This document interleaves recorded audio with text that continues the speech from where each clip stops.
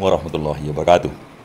Kalau mahasiswa sekarang meminta Prabowo untuk membatalkan PPN atau kenaikan PPN menjadi 12 di Patung Kuda, kalau saya menuntut atau meminta atau memohon dengan sangat kepada Pak Prabowo untuk memeriksa instansi pajak itu sendiri, yang ternyata menurut Faisal Basri kan tidak pernah diperiksa selama puluhan tahun. Instansi pajak itu boleh diperiksa atas izin Menteri Keuangan, dan ini tidak logis, tidak biasa, tidak lumrah dalam negara kita. Sebuah instansi yang mengelola pemasukan negara yang sangat besar, yang menjadi tumpuan utama pendapatan negara, tak boleh diperiksa, dilindungi, dilarang oleh menterinya untuk diperiksa. Coba bayangkan, ini kan luar biasa. Sedangkan kita aja beramal ke kota amal masjid, ke suatu tempat, kita ingin tahu berapa yang masuk itu sebenar-benarnya. Misalnya ke masjid, kita mendonasikan wakaf untuk pembangunan masjid ke kota amal, dan kita ingin tahu berapa yang masuk itu semua, dan siapa yang menghitungnya, dan disaksikan orang rame-rame. Artinya ada transparansi.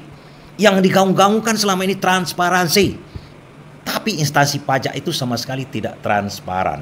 Malahan seharusnya Bu Sri Mulyani sebagai pemegang otoritas, di mana ada kepentingan dia untuk memasukkan uang negara sebesar-besarnya untuk mencukupkan APBN, dia melarang instansi yang mengumpulkan pajak itu untuk diperiksa.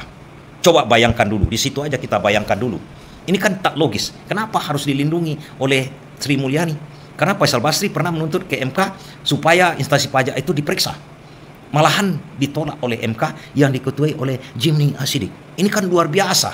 Blunder apa yang terjadi di negara kita? Sementara kita disesak oleh masalah kesempitan fiskal namanya. Jatuh tempo utang yang 2 kali lipat, yang membuat ngumet kepala para petinggi-petinggi kita. Sementara yang betul-betul mayor, yang betul-betul utama tidak kita periksa. Tidak ada transparansi di situ. Saya tidak mengatakan bahwasanya kemungkinan pajak kita itu lebih besar dari situ masuknya. Tapi kita lihat dulu, adakah transparansi di situ?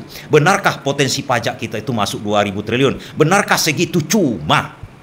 Apakah kurang dari itu? Apakah jauh lebih besar?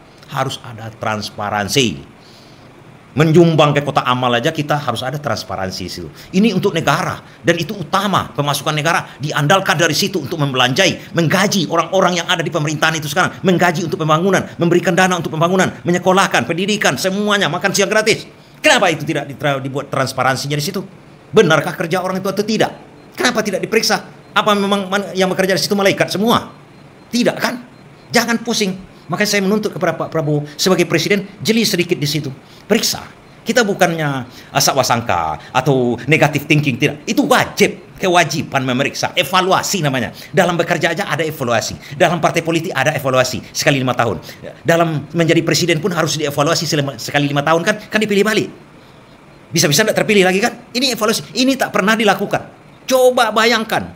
Di mana ini elit-elit kita ini, akademisi kita berpikir? Hanya Faisal Basri yang memikirkan seperti itu. Ada apa di situ? Itu ajanya pertanyaan kita. Kita tidak menuduh. Tapi kalau seorang manusia mengerjakan sesuatu bergelimang dengan uang, banyak peluang di situ. Dan banyak kejadian-kejadian oknum-oknum yang katanya Rafael Alun misalnya, atau Gayus Tambunan, dan Markus-Markus yang lain, mafia pajak. Ada orang yang seharusnya tidak kena pajak dibebani denda pajak berlebihan. Ada yang seharusnya dipajaki besar-besar malah dilepaskan. Ada teks amnesti lagi. Sudah dia mengemplang pajak, maling pajak namanya, perampok pajak, dikasih ampunan lagi, teks amnesti. Satu-satunya di Indonesia yang bisa memberi pengampunan seperti itu kepada penjahat-penjahat itu kan ada seorang presiden cuma. Bukan menteri, teks amnesti tetap diberikan oleh Menteri Keuangan. Ada apa ini? Ini anjuran saya, ini mohon saya kepada Pak Presiden Prabowo. Kalau memang segitunya pajak kita yang masuk, rakyat akan paham.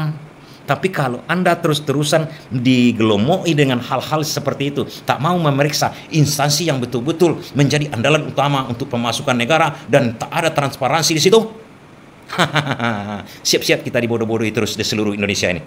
Terima kasih.